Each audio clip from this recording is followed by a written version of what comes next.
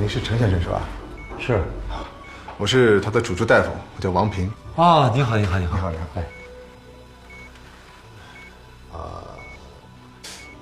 哎，您放心吧，现在他的情况还算稳定的。有个事儿我得跟你说一下，就是最近呢，我们医院新进口了一种药，叫英格利比特。这种药呢，对脑部的细胞呢有刺激作用，经过美国的临床验证啊，对这类型的病人是有效的。所以我想征求一下您的意见，看看是不是给他用这种药。你看，能管用吗？这么说吧，可能只有2/1000的治愈率。啊，对了，这个药而且非常贵，得1万多块钱一支。一天用1针？对，每天用1支。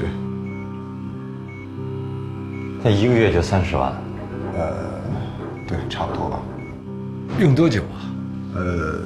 先期呢，我们准备给他用2个月试试看。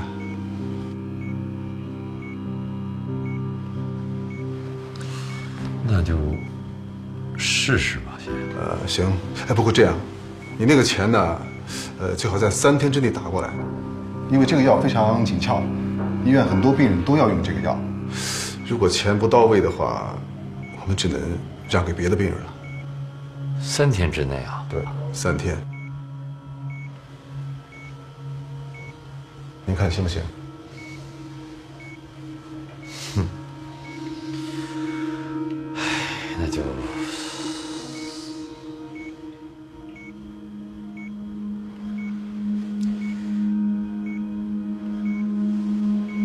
那就先给他用着。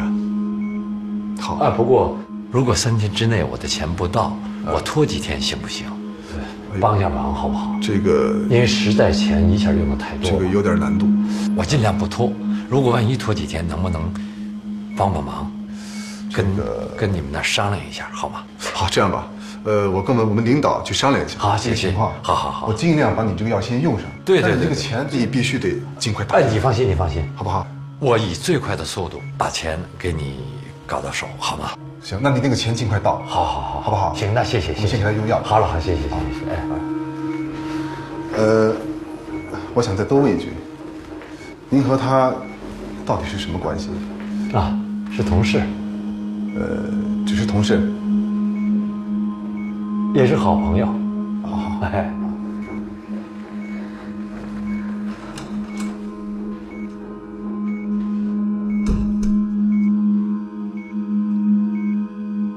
老蔡，有点贵。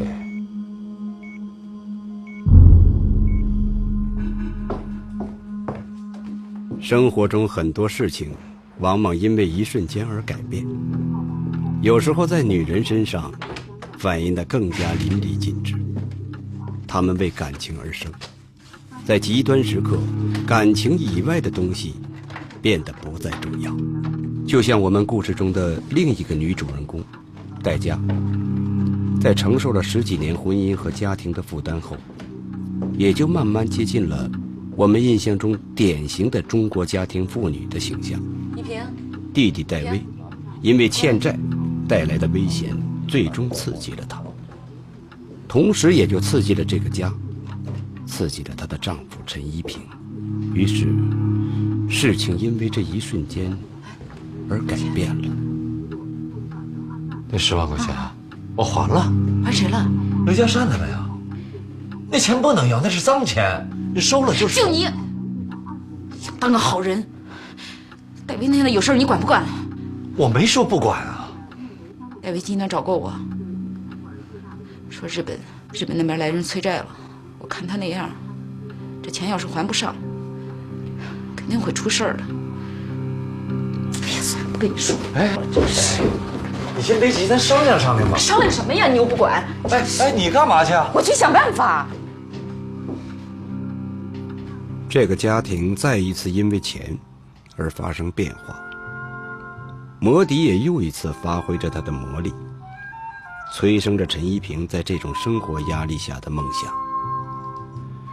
后来我曾尝试着让自己处在他那样的情况下，我发现其实有很多人都曾经在那样的压力下长期生活，他们自己调节自己，去适应这样的压力，照常生活，社会由此而组成。谁家又没有一本难念的经呢？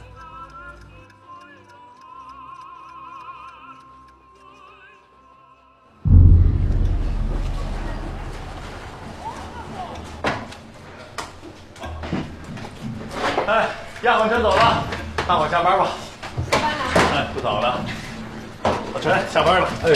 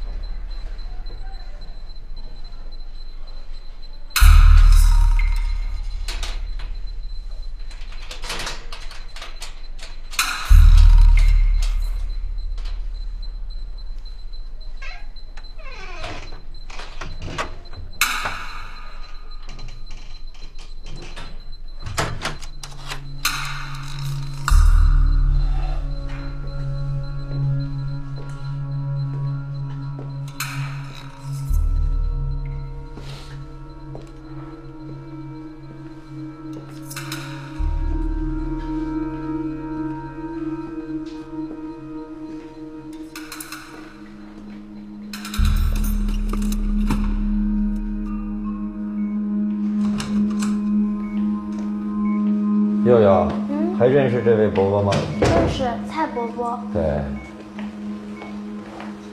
爸，蔡伯伯为什么住院啊？唉，让车给撞伤了。问蔡伯伯好。蔡伯伯好。悠悠，你知道为什么爸爸领你来看这个伯伯吗？为什么？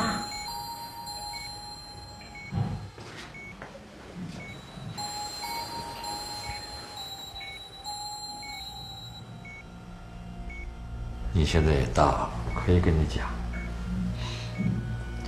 在你2岁多的时候，你得了一场大病。什么病啊？心脏病。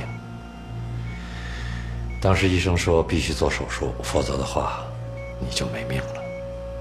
我和你妈妈特别着急，但是也没有办法，家里没钱啊。那后来呢？全靠这个伯伯。这个伯伯给的钱3万多块钱，因为他说他自己是单身，没有什么花销，先用着吧，所以拿这个钱救了你的命。唉，不该的事到现在也没有还他。他人真好。所以这个伯伯呢，我一直想感谢他，可是没来得及。唉，他要让车撞了。你要知道，他就是你的救命恩人，记住他。可是现在他很麻烦，他很难缓过来，而且想维持生命的话，需要很多钱。你说咱们该不该帮他？该。该帮。怎么帮啊？悠悠。如果我为了救这个伯伯，做出点儿让别人不高兴的事儿，你能理解吗？能。能原谅吗？能。真是我的好女儿。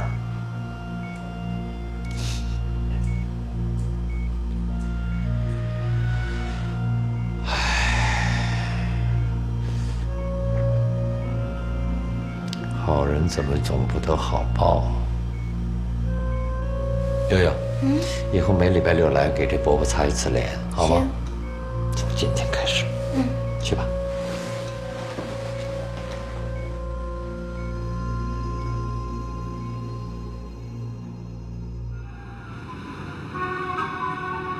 这一天，在这个南方普通的小镇里，这个普通的银行职员陈一平，已经在心中形成了他的一个蓝图。这个当时不为外人所知的计划，对于他无疑形成了巨大的威胁。可此刻的他，似乎别无选择了。这个我们看似如若平庸的男人，身体里涌动着一种前所未有的冒险精神。他的家，他的女人，他的同事，一切外部力量都集中起来，将他推向了这个机会，推向这种险境。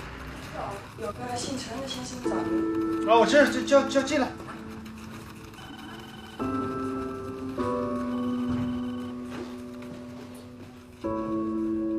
哟，你说你讲不讲是打什么电话？快来，坐。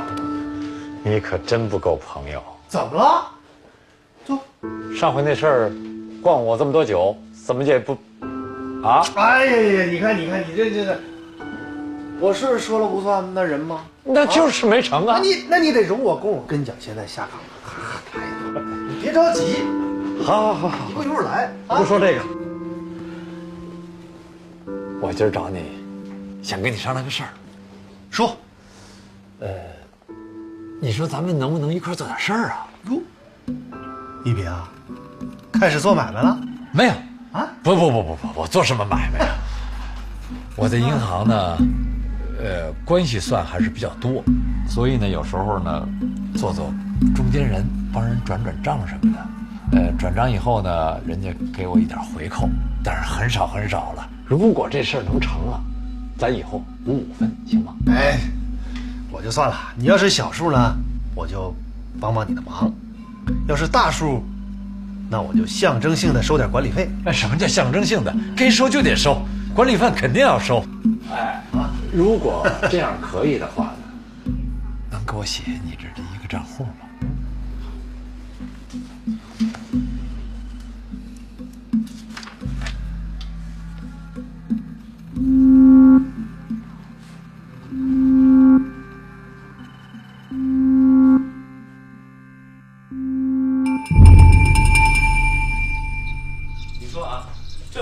生意，都是你七我三啊！你说你现在你能做什么呀？你不就是上边套点关系，勾引点小白脸，拉拢个公子哥什么的？老柯，你说话别那么难听。这叫什么难听啊？事实就是这样。你说啊，是不是？你说现在出事了，你拿大头，我拿小头，凭什么我去法庭啊？你凭什么就不能去法庭啊？就应该你去，你是这个公司的法人代表啊，你知不知道？又分赃不均了吧？谁知道了？那我现在老这样，天天掐。你改个事，改个事。你看着你不信是吧？二位啊，先别吵，先别吵。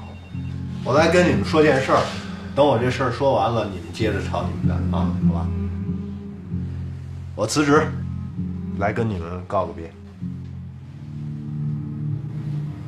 日本来人了。行，真有你的。哎呀，这回这关我是过不去了。柯总啊，我在这儿也干了这么多日子了，我现在是急需用钱的时候。你说我这工资，你说现在都什么节骨眼了，你还跟我谈工资，我都快让人给铐上了。你们一对狗男女。哎，你说什么呢？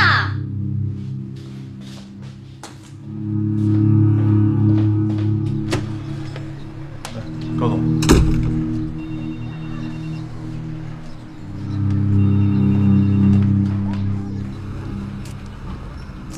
就这些。你们到底让我说什么？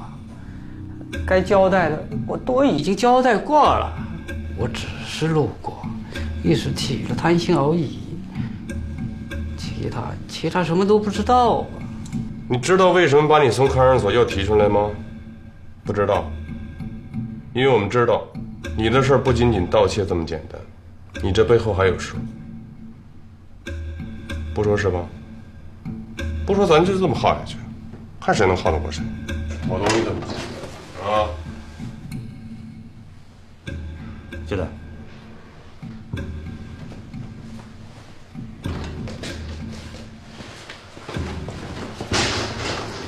怎么了？成功那边有消息了，我得赶快过去。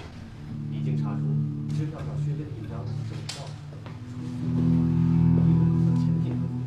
而且印章伪造的非常多，好像是出自银行里专业的人员。哪儿的？我们到总行把和平支行所有柜员的支票印章都调出来。好，你马上帮他迅速鉴定结果。好。哎，等一下，这月孩子奶费还没交，你路上都有人交钱啊。哎，忙你的去吧。他去是比我合适。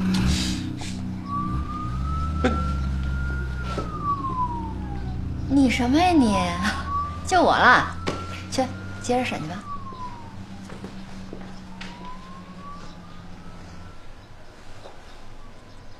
哎呀，戴维尔，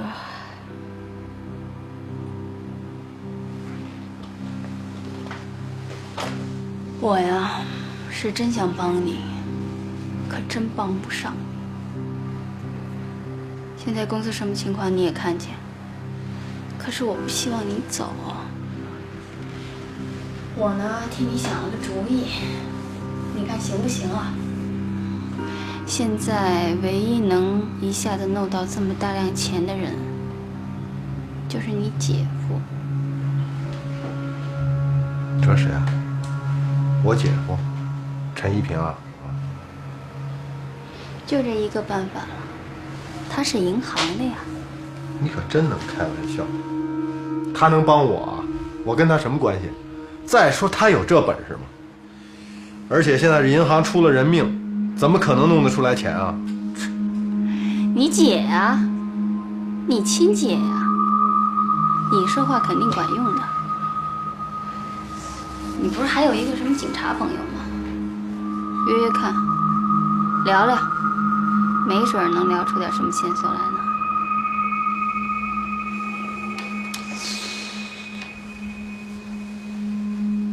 你不是为了我，是为了你自己吧？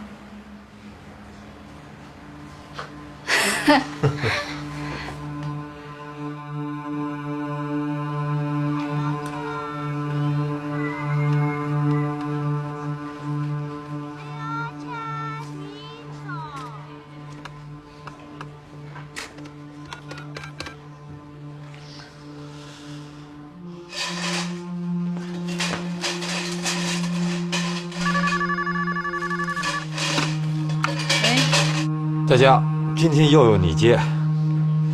哎，我今。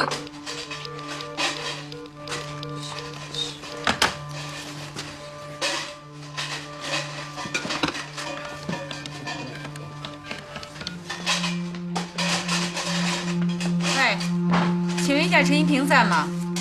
您找陈老师，我们银行已经下班了。都已经下班了。对。好，谢谢。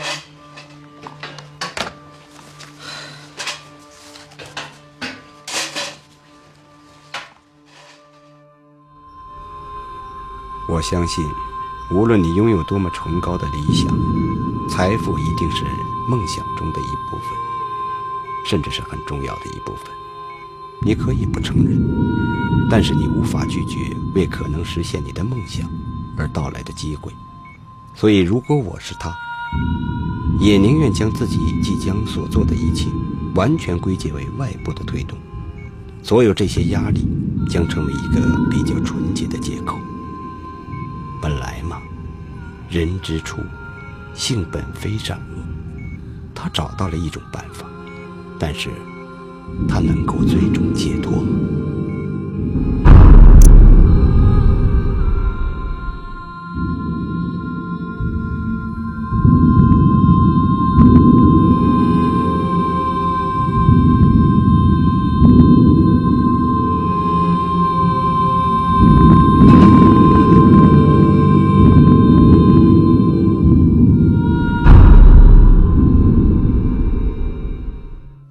我们家老陈在你那儿吗？不在啊？那你知道他去哪儿了吗？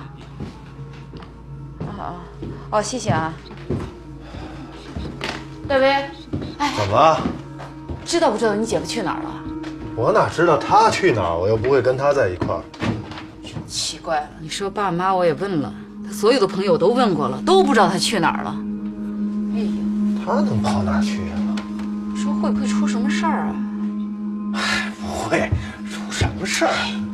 你不知道，你说我跟你姐夫结婚这以来啊，你姐夫从来都没这样过。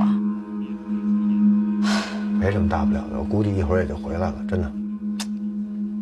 能去哪儿啊？哎，没事没事，你先别着急啊，做点吃的，我陪你等啊。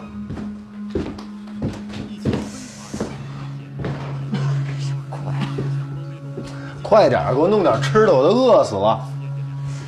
你说他能去哪儿啊？出不了什么事儿。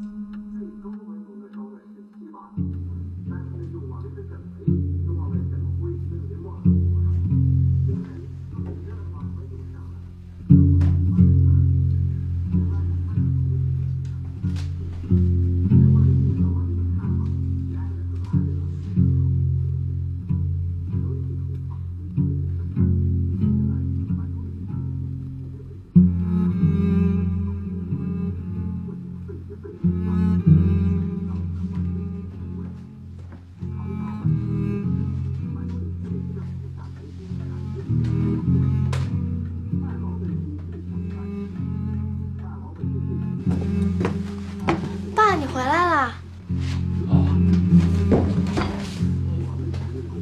你昨晚到哪儿去了？妈都快急死了。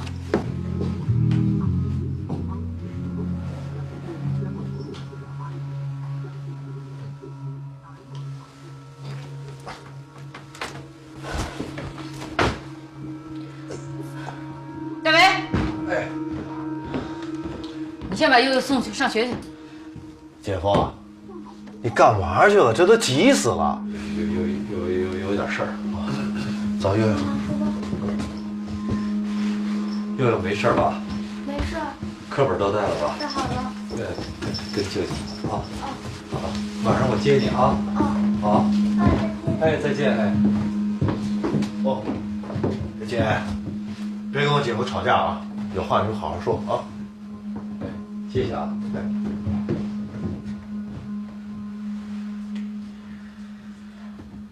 去哪儿了？跟人下棋。还去哪儿了？啊？完了以后，他们非要喝酒，我就跟他们喝了。再编？没编啊。我是喝了点酒，后来就醉了。放屁！你说的这些地儿我都去找过了。我跟你说，陈一平，你把你要说的话都给我好好的想一想。昨天晚上到底去哪儿了啊？我跟你说，你今天要是不说清楚，你昨天晚上去哪儿了？我跟你说，陈一平，我就跟你离婚。你是不是去郑彬彬那儿了啊？我早就看着你们两个对。去了？哪儿去了？那你说你去哪儿了？啊？你说呀！我跟你说，你把你想说的话好好的捋一捋，你想好了再说哈。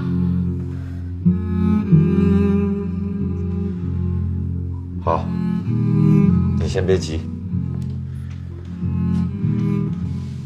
就都跟你说了。昨天晚上我在行里，在危机室。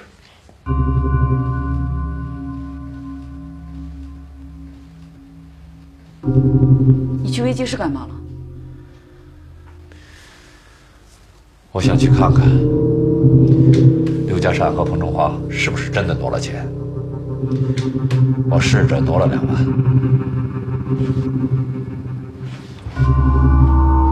挪成了。你挪哪儿去了？挪到了许辉葛的账上。你说他们胆子有多大？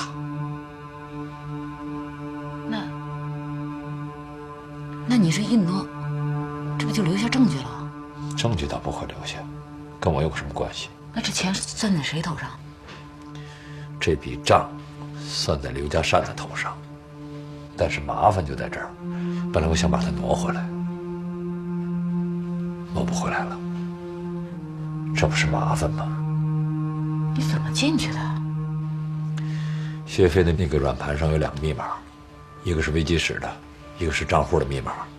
不是，那你弄完了，你就赶紧出来嘛！你怎么在那里头待了一夜啊？嗨，本来我想试试就算了。临下班的时候，我把后门打开了，打开以后，到晚上才知道，这个门只能在里边锁。所以，为了不留下痕迹，我只能把自己锁在屋里锁了1夜。你没留下什么证据吧？那倒没有。危机上的痕迹我是抹掉了，但是现在有一个麻烦，恐怕。什么麻烦？行里有监视器。那你这不就让人家……我倒是采取措施了，我弄了块黑布把自己蒙上，但是万一要查出来，也是个麻烦。不过，即使他看见有人，不会看见是我。真够悬的，真是没想到你怎么胆子这么大。想起来真是后怕，真是管这事儿干嘛？算了，我脑子乱着了，能给我弄点吃的吗？不过，这可真是一个发财的道儿。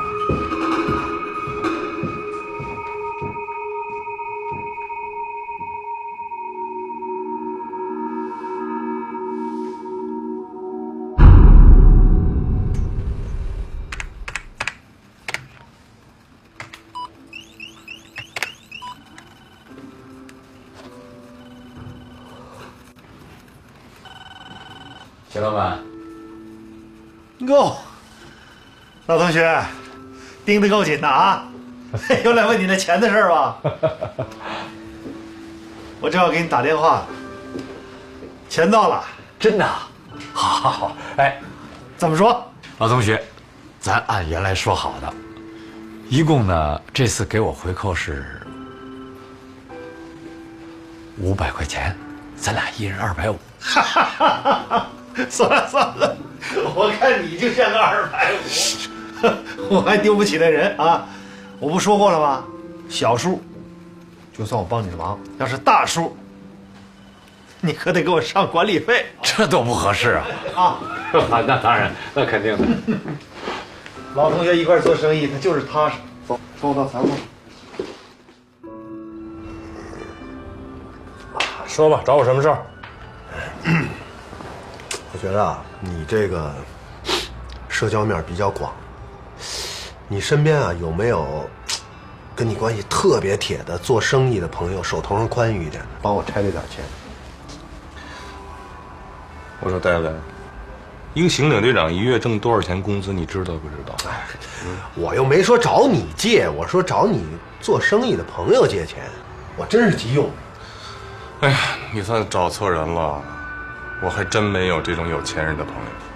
哎，阿华，咱不说这个了啊，咱们再说说银行那事儿。你说这银行又是抢劫，又是死人，你说又是丢钱，这事儿它是不是真有什么背景？戴维，你别再跟我提银行的事儿行吗？以后也不要再提。你要再跟我提银行的事儿，这酒不能喝了。好，不说了，咱就喝酒啊！来，干一个。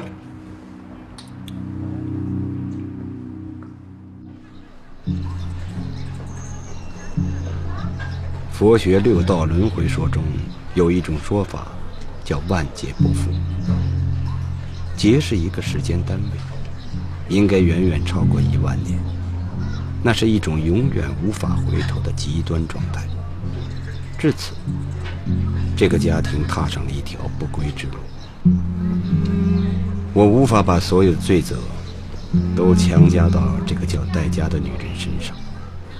作为女人，她当时所有的一切动机似乎都没错。如果你要求一个有着狭隘自私特性的小镇妇女，在巨大的压力面前面对诱惑，劝阻自己的男人拒绝她，可能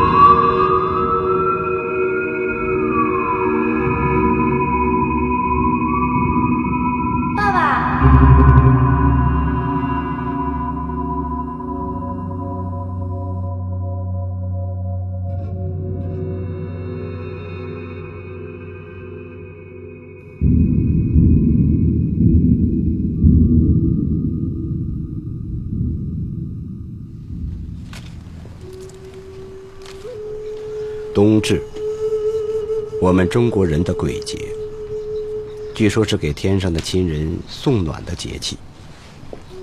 但是在这个地方，这一年冬至，没有一丝暖的感觉。今天对陈一平来说，仅仅是个为自己在天上的灵魂送别的日子。我相信，陈一平从那时起，一直在戴家的督促下参研禅宗这一法门。在他见悟的过程中，终究没到参透那一天。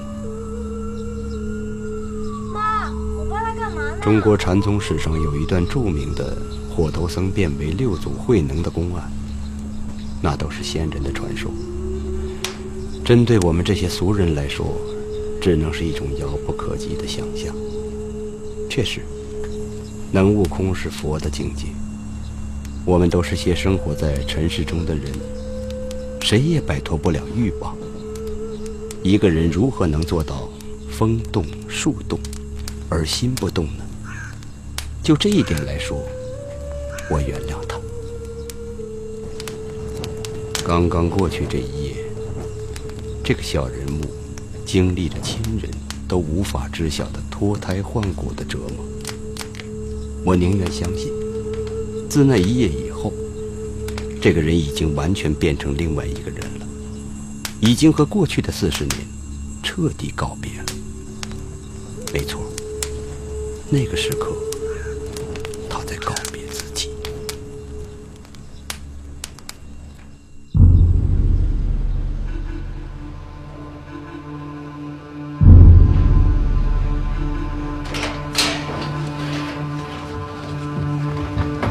叶老师啊，两款车已经走了，可以下班了。好。廖姐，今天晚上又加班了。自家。哎呀，下班了。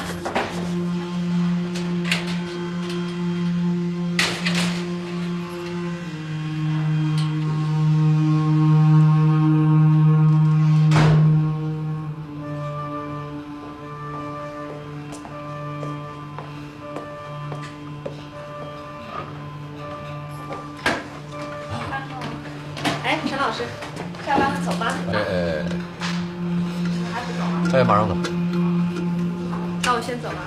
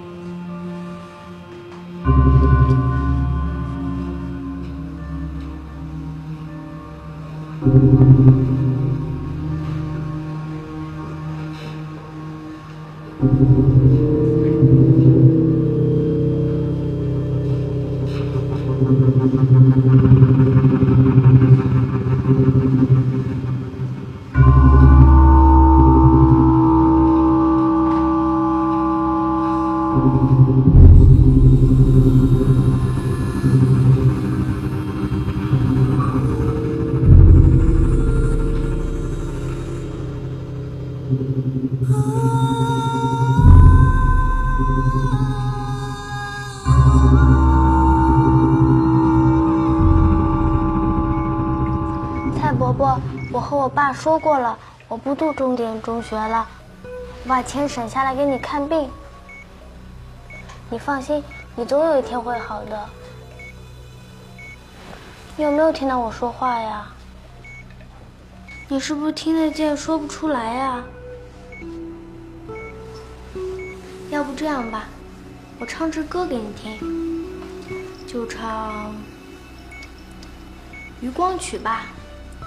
云儿飘在海空，鱼儿游在水中。早晨太阳里晒渔网，迎面吹过来大海风。云儿飘在海空。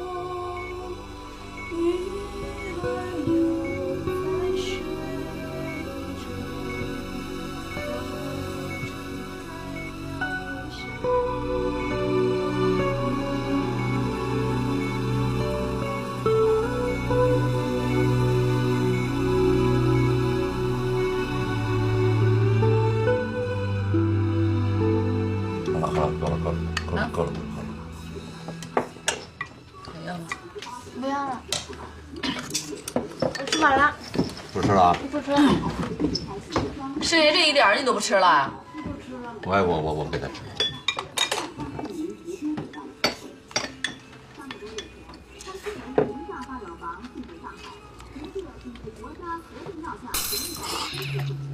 这孩子那么小，你跟我回家吧。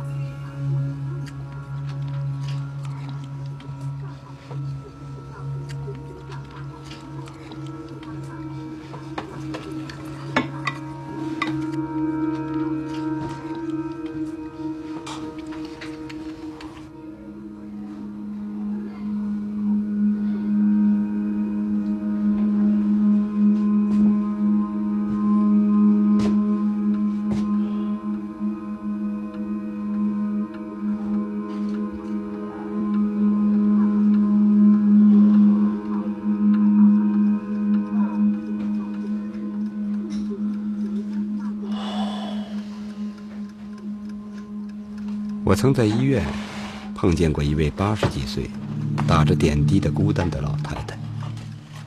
我试图想帮助她点什么，但是她拒绝了。当时她告诉我，哪有过不去的火焰山？